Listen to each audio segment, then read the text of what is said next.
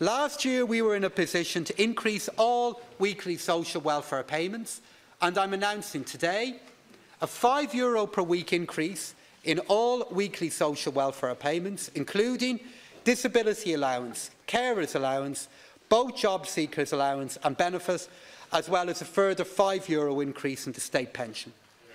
These measures will take effect in the last week of March.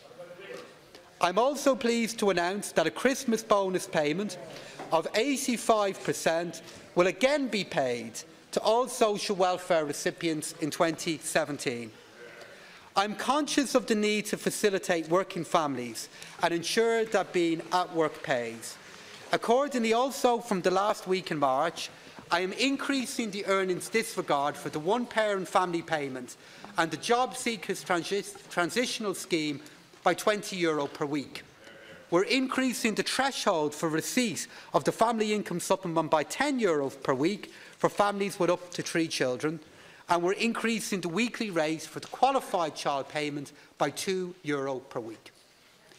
The increase in social welfare payments and the more targeted measures for working families announced today aim to have a positive effect on redistributing income, in reducing the risk of poverty, in reducing the effects of inequality. These changes are essential to a contribution to a fairer and more decent society.